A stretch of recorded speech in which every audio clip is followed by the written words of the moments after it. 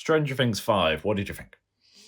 I mean, I'm seeing a lot of hate on it, but I don't think it was that bad. No. I thought it was an okay ending to a decent series. I don't think it was that bad. But the one thing I had a problem with, like, you can pick apart so many things, like the fact that Vecna didn't kill anyone and all that, or the fact that the fight against the giant monster thingamajig was only like 5 minutes or whatever. There's so many things you can pick apart. Someone did point out that the den battle lasted like 3.5 minutes. 3.5 minutes, but then Will coming out lasted like 20 4 minutes. Yeah. But like, anyway, like, there's so many things you can pick apart, but my personal little annoyance about the final is Eleven's death, because it was just so... It was the fact that they went, she could be alive, but we don't know. It was just... like that, though. I didn't. It's sort of left open. That's just... No. The story treated it as a death, so she's dead. That was just a little something for people that, I can't handle it. I can't handle my favourite character being dead. Yes, that's that was just... That was all it was. Yeah. The story treated it as a death, so she's dead. And they go, is that true? Is she alive? And you go, we don't know. We don't know. It's just a theory. And it's like... It's just a theory. It just annoyed me. Like, it felt like it was thrown in to, like, comfort people. Whereas the story, as I've said, treated it as a death, so it was a death. 11 died. That's that. Oh, by the way, spoilers. Spoilers. We're assuming everyone's watched it by now. One of the Steve or Jonathan, either of them needed to die. I feel like more people needed to die, and I feel like they were a good candidate. One of them. Honestly, I would be happy with as many characters dying as possible, but as long as it's handled well, because there's not going to be another episode, so we're not going to be missing the characters. It's just going to be a really emotional, effective conclusion for those characters. Yeah, and I saw some weird, like, article thing talking about how Steve got the best ending. I was like, what are you on about? He has 3 friends and a job. And he teaches sex ed. Yeah, like, how's that? Like, he's alive, he's got people he knows, he's making a small amount of money, but I wouldn't call that the best ending. It was the best ending. He survives, that's it, really. Yeah. Like, I don't know. I wouldn't say anyone got a better ending than anyone else. No, They're that's all the just thing. It kind just didn't feel like the greatest ending to the story. No, and on the topic of send-offs, a lot of series do this. Even films, actually. Lord of the Rings did it quite terribly. When they have, like, that sort of... Every character gets an ending at the end. Yeah. Right? You go between all these different scenes. It was completely expected. I see loads of people like, why do they do this? It was such a huge cast. Well, not huge, but and when they end a show like this, where you've had so many people, so many characters that have been, like, beloved over all this time, you can't just sort of say, well, that's it. You have to, like... people are going to want to see quotation marks. You have to show each of them, like, with their little finale. People are going to want to know what everyone's up to. People are going to want 11 alive. 11 alive, yeah. But why weren't there 3 waterfalls? There was only 2. I was in that sense like, why was the 1, 2? Where was the 3rd waterfall? If it was a decision, it was a bad decision. That was clearly Wales, right? Yeah, probably. They film most things over here now. Got the most scenic country. Yeah. Just not in any city. Not in any city. Well, no, but saying that, I mean, we've discussed earlier in the podcast how they use, like, British cities but pretend they're in America. Like, most films, I think Indiana Jones did it, and the new Spider-Man's doing it, using Glasgow as New York. Because the US the US has really high, like, film tariff rates or whatever. Whereas it's cheaper to film over here. I mean, the UK, most scenic country, most beautiful country, most hideous cities. It's like... Unless you find a nice oldie-woldy one and it's like... What, like a nice little village? A little town, that's not a city. No, it's not a city. Like, you can go into the depths of Ireland and find some stone igloos. But that's not a city. No. What we're talking about again? Stranger Things season 5. Stranger Things. That was it. So, the bit where we get all the conclusions for all the characters and we see them all, in normal clothes again, and it's not... That whole thing was like 47 minutes long. It was too long. It was like half the episode was the finale. And that was too long. Half the episode was, this person's feeling good. Yep. This person's feeling good. Yep. Do you know what Dustin's feeling? He's feeling good. Like, It was about 47 minutes long. It was so long. They needed less of that, and they needed more of a fight. It felt so easy. They just like sort of. What did they even do? They just like shot the spider thing a little bit. I'm pretty sure I saw one of the characters shoot a watermelon out of a slingshot. I'm like, what was that about? What are you doing with that watermelon in a slingshot?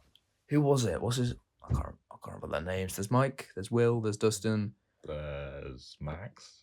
There's Max. How did Max graduate? I don't know. She was like never in school. She showed up late. How did she graduate? I don't know. Who else was 11? Oh yes. I can't remember the main cast's names. Oh, that guy, the other guy, what's his name? I mean, you named all the kids. The one that had like a flat top in the season 5. Oh, Lucas. It's only been how long? I can't remember what I was saying about Lucas. The moment's gone, but we've remembered his name. Oh, Slingshot. Yeah, the slingshot with the watermelon. Slingshot. So weird. Yes. Like, why was that even? I don't know. Why did they decide? You know what we should bring to this other planet? Yeah. It did feel too easy. Cheeky. It did feel too easy. I mean, we saw Steve and Dustin stab it, and someone shoot watermelon. That was it. And Nancy had like a gun, which maybe did but something. Nancy had an assault rifle. Where did that come from? Oh, the Santa guy brought it, didn't he? Of course. He brought all the goods. Yes, Christmas has come late. Ho ho ho. I loved all the stuff with him and that teacher when he kept calling him Schnookums. That was hilarious. He was one of the best characters. Yeah, he's always one of the best characters. I think we can all agree that the best character, not favourites, I mean the best, was Joyce Byers. Oh yeah. And the best duo was definitely Steve Dustin. Oh, absolutely. Was it season 3 in the mall with them two and Robin? Rockin' Robin. I think so. That's yes. I mean the series was stupid, but it was brilliant stupid. Unlike season 4 and 5, which are just kind of stupid.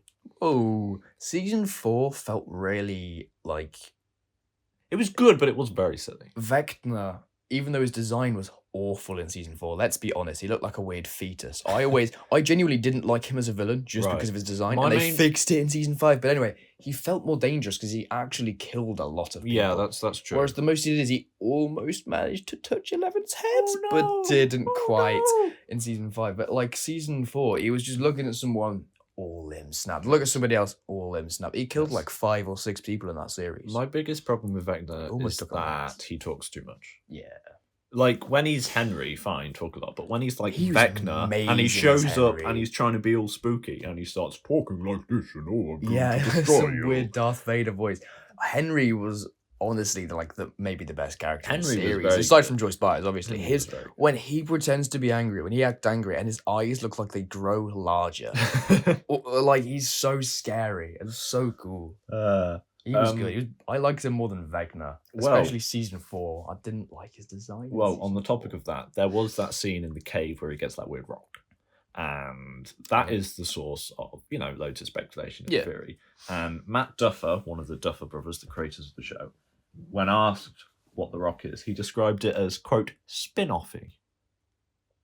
I mean, to me, what I got from that was there was a meteorite from a planet. It had some weird, like, whatever that stuff was called. Like, what was it called? Dark matter.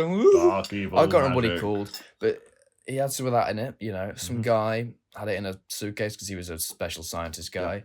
Some kid found it. The kid touched it. The darknessy stuff went into him. Now he can move stuff with his mind. Scientists get him, take his DNA, make other kids that can move stuff with their mind. He sort of tries to bring that planet forth, creating that weird bridge, which is that weird distorted version of both realities combined, which is the upside down. And then, little monstery bits, and it was the mind flayer all along and all that stuff. That's what I got from it. I thought it was some sort of meteorite or something, because it was about a different planet trying to come together. I think that's all Earth. basically and that's where the mind flayer was That all from. sounds about right. Yeah. But nevertheless, the choice of the word spin-offy... So it was an alien. What? So it was an alien then, right? The mind flayer. Since it was from that planet. It was from a different planet. It's from a different universe. Universe? I thought it was a planet. I thought it was like... Well, isn't the... I'm getting confused. What do they call the other world? So you've got the real world, the upside down, and then you've got the whatever the other one is. Is that the just... abyss? That's not a different planet, though, is it? No, that's what they said. They said they've travelled through space or something, and it was a different planet. except it's breathable. That's why he was trying to merge them because they're sort of similar. I don't know. I don't know. It's confusing final way. Not enough is like answered. But anyway, that's where the spin-off comes in. Matt Duffer's spin-off. Oh no. Rest assured, though, there is some promise. He said that he's very excited to work with a clean slate, new town, new world, new mythology, and no common characters. Okay. So no recurring characters, a whole new world, whatever this rock is, whatever this rock came off. So it'll be like completely... Prequel spin-off, right? They say it'll... yeah, I'd assume so. Presumably completely standalone, although I wouldn't put it past them if someone eventually shows up somehow. Yeah. Like, they're going to do that one thing. In every single weird spin-off of a franchise where there's, you know, some kind of little monster enemy and then there's loads of them, they always introduce just one and make it really impactful. And that always makes it so much better. Because you're used to watching the Alien films. The first one was one alien, and then it gets go on and on. There's loads of xenomorphs. And they did do that in Stranger Things, yeah, didn't they? there's loads of xenomorphs, and there's more different kinds or whatever. And the same thing sort of happens in Stranger Things. Same with the Predator films. There's one Predator, really good film. And then there's loads of them, different kinds. And then they make a new spin-off film like Prey, and there's one Predator that's really impactful. And it's really just standalone dangerous. Same with the new spin-off series to Alien they made. There's one alien, it's really dangerous and impactful. It's just, it all focuses on that, not... But then what they do is you get loads of aliens in a later series, and all of a sudden they're all useless. I know, yeah. I like it when they just do one. The Lord of the Rings show, what's it called? Rings of Power. They did that. In the first few episodes, there was just one orc living in the floorboards, and it was like, but then at the end, it's like a whole army of orcs, and who cares? And now suddenly they're rubbish again. Yeah, exactly. I hope they do cut that kind of thing where there's just like... I mean, but they said that they're going to do something completely different, so there might not even be Demogorgon. No, there might be like a different alien guy. It's got a mushroom face instead of a flower face. He's got a mushroom face. Mushroom Man. It's Mario. It's the Mario brothers. I don't know about They're doing a second Mario film, aren't they? Of course they are. I think they are. I'm pretty sure. Cash grab. Yes. Unless it's a Stranger Things tie-in. Which would be incredible. I don't see that happening. It would be incredible. We're gonna push for that. Just like how have you seen all the push for the next Knives Out movie to be a Muppets film? What? I was just about to say. There's been loads of push for years now. I think it's because the voice actor of Kermit the Frog was in the first Knives Out or something like that. I don't know. There was a loose link, and so the fans have just gone wild, and they're always asking Rian Johnson when is it a Muppet? They want, you know, like Muppets Christmas Carol, where they're all Muppets except for Scrooge. Yeah. They want that, where it's all Muppets except for Benoit Blanc, which, to be honest, would be brilliant. Yeah, to be fair. I mean, you mentioned it. I was just like, I was about to say, I recently watched Knives Out for the first time. And then I finally realised what you'd said. Just, what? Take a second for the information to hit. Yes, I suppose that's news as well. The third Knives Out film was very good. The third one? You haven't got to that I watched Knives Out. I watched Glass Onion, and I thought I thought I was hilarious calling it Glass Onion. Then I realised it is Glass Onion. I thought it was Glass Union. So I said it wrong on purpose so many times, but I was actually saying it right the whole time. Like, I mean, you're still saying it right. Glass Onion. And the third one, Wake Up Dead Man, is very good. They're all quite tonally different, which is quite interesting because it means that Rian Johnson can just keep making more without it feeling stale, like the same thing. It'll be different each time. The only common thing is Benoit Blanc, Daniel Craig is in it. Benoit Blanc is a really good character. He's so much really good character. He's so much more likable than Daniel Craig's James Bond. Yeah, and someone pointed out you don't actually know that. Rian Johnson did an interview, and it's like you don't actually know that much about him. It's not about him. He's never the main character. No matter what the film awards say, when they're always nominating him for the lead actor in the films, he's not the main character. He's the one thing that's consistent, but every single time he's consistent, he's always still a side character. He's always the supporting character. We've got no backstory. Yeah, we only discover more about him, and you discover a little bit more about him in this third one, more because it's like his opinions come through. Because it's all about faith and religion and the church and everything. It's a very religious film. Nice. But you still only learn about him through the cases. Yeah. So it's all quite self-contained. Have you watched a Poirot film? A Poirot film. Poirot. It's a similar kind of thing, except he is always the main character. I think I've heard of it. I really like his moustache. He's got some weird double moustache, and I've always each Poirot film I've watched How does a where double he's moustache work? it's so weird. He's got, you know, the main moustache bit that comes out and then it curls up, yeah, and then out of that curl comes another moustache that curls up. That's incredible. Like, it's just but anyway, aside from his moustache, it's actually they're good films, you know. Yes. Little whodunit kind of thing, kind of layout. They're good. But when you mentioned it all being kind of about religion, it made me think of like that one Poirot film that was sort of ghosty. It like they've all been quite, you know, scientific. I found fingerprints. It was you. Oh, yes, he's French, and it's been all that. And they made one about like there's like potential that it might have been a ghost or something, and Poirot's like, no, I do not believe in this nonsense and all that. And then it's sort of left open on whether it was or wasn't because they find evidence for both sides. Yeah. And then we have some weird little, you know, silly end thing where we might see some weird figure floating about, whatever. But generally good films. I don't know why I brought them up. I'm not trying to make any point. I was just reminded of that. And I wanted to recommend them because they are very good films. Like the one on the train, the person who did it, you will never predict. No one will ever be able to predict who did it on the train one. I can't remember what it's called. There's Death on the Nile, which is about the boat. Yep. Haunting in Venice, that's the one with the ghosts. And then there's something about a train. But that one was the biggest twist of like who actually killed the guy. Yeah. I'm not gonna spoil anything, but that was amazing. I'd recommend those 3 films.